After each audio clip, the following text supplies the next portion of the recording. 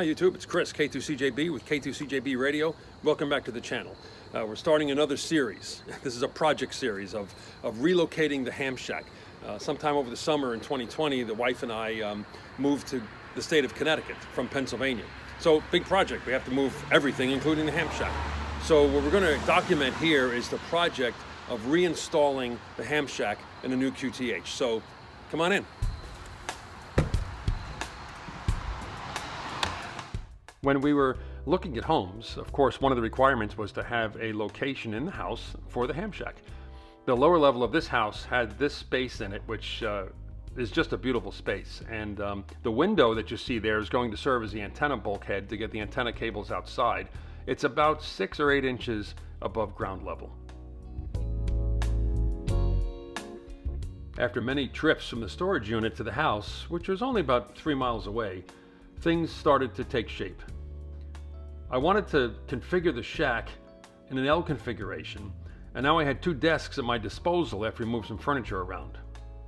It seemed like a never-ending parade of boxes to get all the gear into the new location.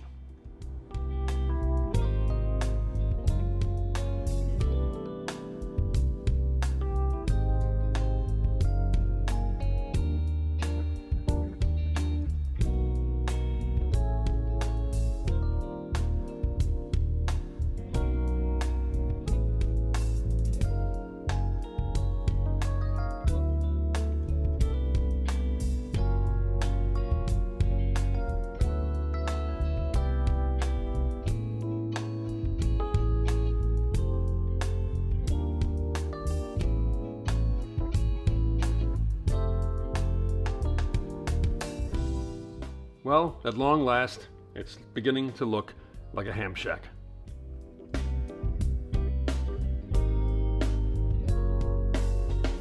Well, this is the end of the second day, and I've got everything pretty much where I want to put it. It's very similar to the way I had it set up before, because that kind of worked. But I moved some things around to make things a little ergonomic and a little easier to operate. I moved the scanners. Let me move the camera over so you can see the scanners are there. And you can see the FTDX 3000 right in the middle of the desk.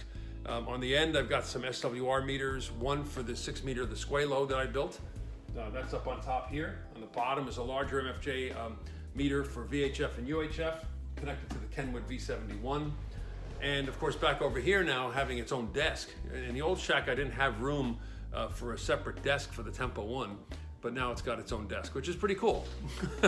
It's pretty cool. So Tempo 1, the D104 and the old HM102 Heathkit watt meter, and in the back over here we have the 11 meter and the 10 meter radio, and the plan there is to put them on find a like a CB antenna that'll work for both. I just use the 10 meter radio to monitor 10 meters and listen to beacons. I figure if 10 meter beacons are starting to come through, then other bands might be open. I usually leave that on 24 hours a day. My wife's not happy with that when the squelch breaks. And then you usually have to come down and tweak it. But the 11 meter radio to CB, it's a sideband rig. I picked it up about a year or so ago on eBay, and it works great. And I play with it from time to time, so that's set up over there, off to the side, because I don't play with it all that often. So what's left to do, I still have stuff in our storage unit, so I've got to unearth the boom, the Heil boom for the mic, the RE20 that'll go over the middle here. Then I can finish hooking that up. And then at that point, I'll do some power wiring. Nothing's powered right now. Don't want to take a chance with no antennas connected to it. So I do want to get the power wiring done, like wired, all the DC wiring. I converted to Anderson power poles some time ago for everything. So I'll show you how I put that together. After that, it'll be I'll have to make an antenna bulkhead for the window. I'm going to kind of make my own version of the MFJ panel. And then we start putting antennas up outside. So it's early October here in Connecticut. I hope I can get these things done before it starts getting really cold. I want to at least get the VHF, UHF vertical up, which I'm going to do with the chimney mount. And also I want to wire up the off-center fed dipole that I have.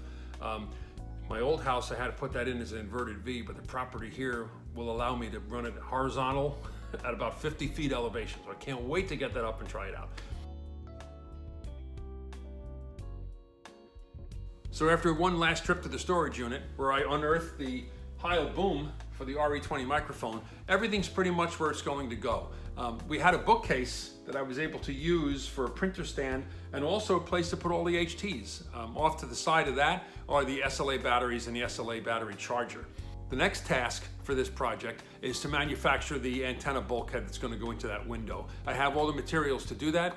I just have to get into the shop and first put the shop together to a point where I can actually use it and then be able to manufacture that panel. So that's the next step.